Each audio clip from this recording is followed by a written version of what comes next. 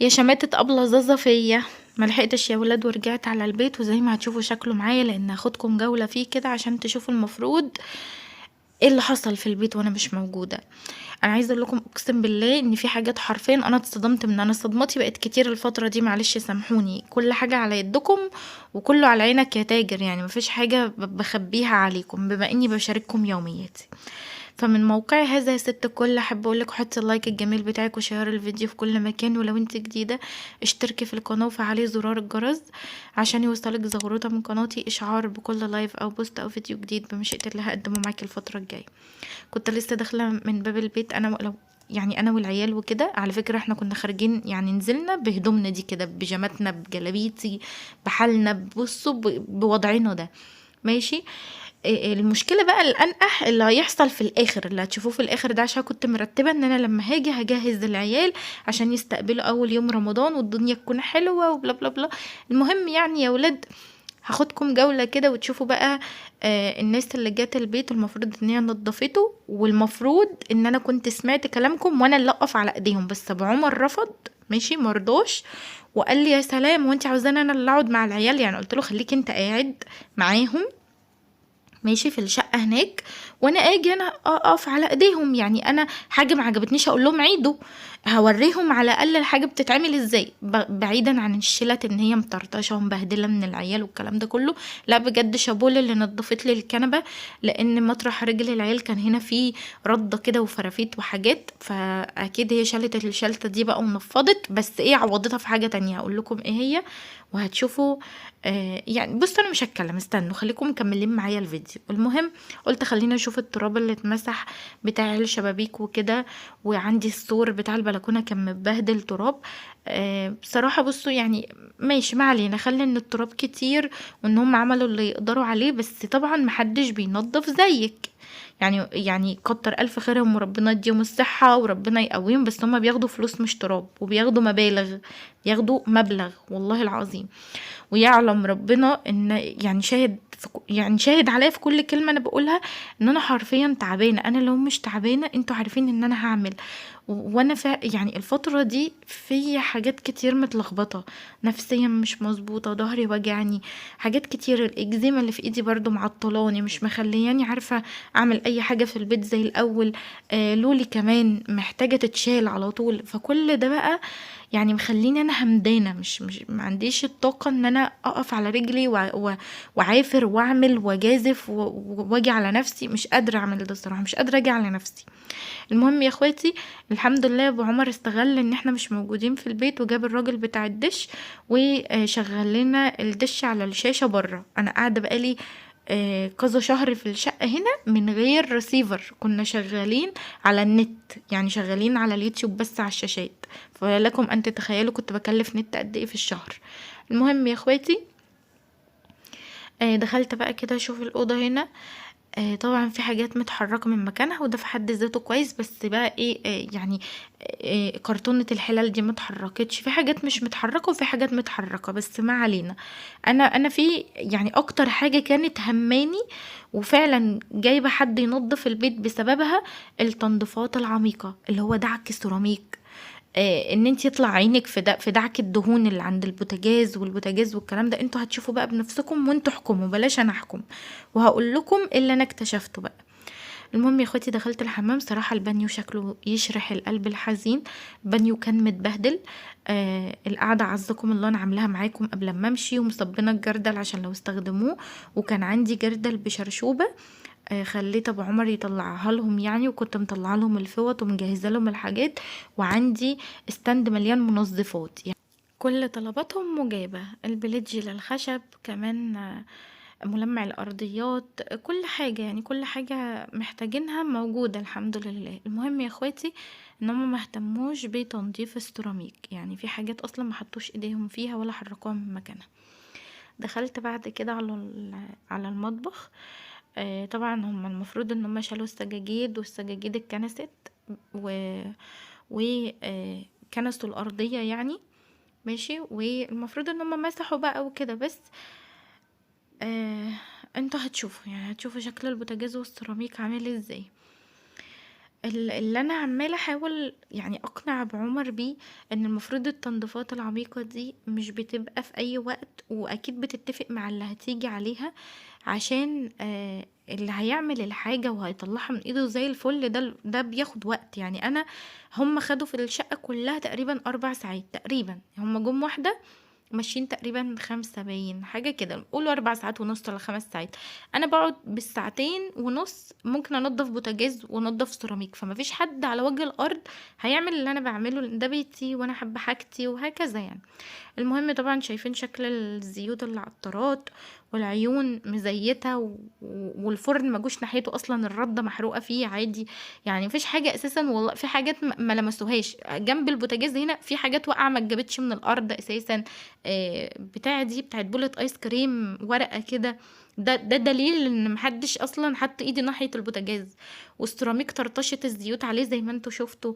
ففي حاجات اصلا ما عملوهاش. انا يعني نفسي افهم بقى هم خدوا فلوس على ايه. طبعا الرجاله مش فاهمه في التنظيفات زي الستات، وانا قعدت اقنعه واقول له بس لا حياه لمن تنادي، للاسف الشديد. يعني انا بقول بس استخدم الحاجه كده شويه، وبعدين هبدا انا تاني واحده واحده مع نفسي، وعافر واعمل الحاجه من اول وجديد عشان نستقبل بيها العيد ان شاء الله. وهعمل زي ما انتوا قلتولي بقى، واودي البنتين مع عموري استضافه في الحضانه، يعني هنزلهم بقى حضانه كده الايام اللي هيبقى عندي فيها ترويقه، اوفر لي واحسن وانضف لي. المهم يا اخواتي دخلت هنا بقى الغرفة، طبعا ناقلين حاجات كتير من مكانها، والسجاد متغير مكانه زي ما انتوا شفتوا. واللي شاف الفيديو اللي نزل النهاردة على القناة الكبيرة هسيبه لكم في اول كومنت مثبت، هيعرف ايه اللي حصل لتيتويا، وهتشوفوا شكل السجادة اصلا كانت بتقع بطريقة غريبة ازاي. ربنا يا رب يحفظنا ويعفي عن ولادنا كده ويبارك لنا فيهم. انا اصلا يا بنات بخاف لما بكون داخله الاوضه دي، بخاف خالص ان انا اخلي العيال يدخلوا معايا لو انا بعمل فيها حاجه، ماشي.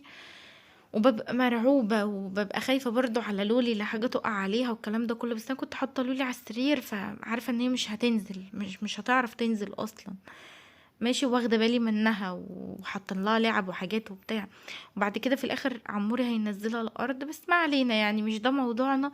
المهم ان يعني الحمد لله لن يصيبنا الا ما كتب الله لنا، كل حاجه يعني مقدره ومكتوبه، يعني سبحان الله كأن كل حاجه مترتبه، كأنك جايبه حد عشان ينقل الحاجه من مكانها عشان يحصل كده، سبحانك يا ربي. المهم يا اخواتي دخلت بعد كده على غرفة النوم. طبعا برضو يعني اتكنست واتمسحت وفرشة السرير اتغيرت، بس طبعا مش مفروشة زي ما انا ما بفرشها. انت هتشوفوا معايا شكلها بعد كده هيبقى عامل ازاي. لمعوا الازاز وكل حاجة تمام، يعني كتر الف خيرهم. السجادة عندي اللي ما بين الدولاب والسرير دي عايزة اقول لكم ريحتها بشعة، مع ان والله العظيم انا يعني حصلت لي انتكاسة في ايدي بسبب ان انا استخدمت منظفات كلور على اريال وكلوروكس بصوا كذا حاجة كده على بعض، عشان تيتوية كانت كب عليها لبن من اولها لاخرها، بس ريحتها فعلا فظيعة. فشلتها الصراحة رميتها في الحمام لان مش مستحملة ريحتها في الأوضة. لما بدأت ان هي تنشف بقى ريحتها بدأت ان هي تظهر كده، بدأت ان هي تلعلع. بس اللهم صل على النبي. كنت عايزه اقول لكم ايه، دي شكل الشقه، المفروض ان هي كده اتنضفت كلها. المفروض اللي بيجي بينضف الحاجه من اولها لاخرها، بس للاسف هما بينضفوا من على الوش، مش تنظيفات عميقه. وهو ده يا اخواتي اللي انا بحاول اقنع بيه الراجل واقول له محدش بينظف بالساعتين والتلاتة ويدعك ويطلع مجهوده في حاجة مش هيلحقوا يعملوا باقي الشقة. يقول لي لا لا لا هم بيعملوا، لا لا لا ده شغلهم، كأن انا مثلا مش ست بيت وفاهمة شغل البيت ده بيتعمل ازاي، وفعلا ازاي بتنضفي تنظيفة مظبوطة تقعد معاكي شهور، ولا تنظيفة اي كلام لكلكة كده من على الوش. هو برضو مش مقتنع بكلامي. المهم يا اخواتي ما علينا، مش ده كلامنا. طبعا انا اتصدمت في الاخر ان المية مقطوعة ومش هعرف ادي العيال شاور في نفس اليوم. فللأسف اضطريت اخليهم يناموا كده، وتاني يوم على طول بدأت ان انا اجهزهم عشان كان صبح علينا بقى رمضان.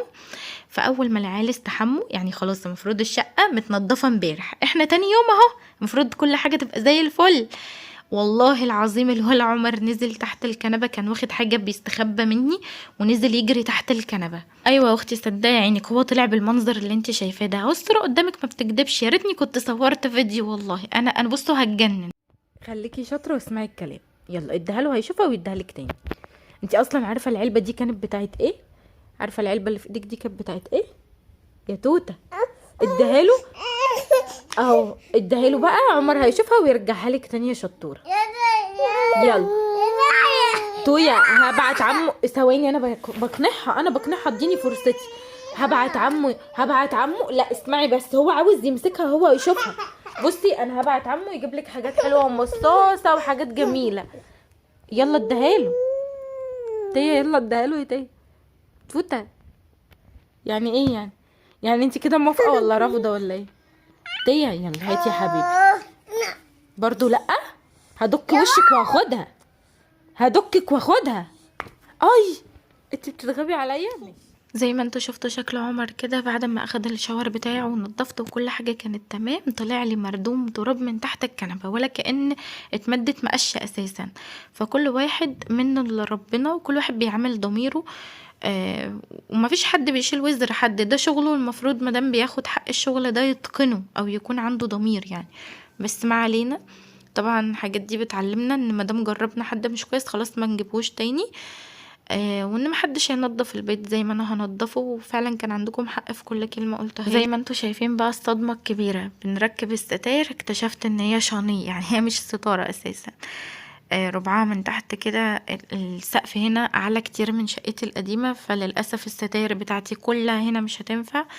مش عارفه اعمل ايه. كل اللي انا عملته ان بعد الستاره دي ما ركبت جبتها على جنب كده شويه وشكرا، واقفه مكاني ولا عارفه ان انا افكر حتى اعمل اي حاجه.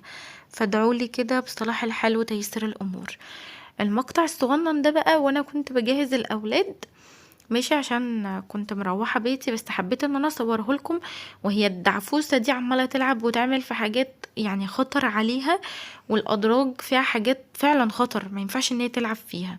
بس انا عيالي ربنا يا رب يحفظهم مش هادين، والله العظيم ما بكذب عليكم في ولا حرف. انا حرفيا تيتوي عينيها كانت هتروح في شباك السرير، انا مطلعه رموشها من جوه عينيها.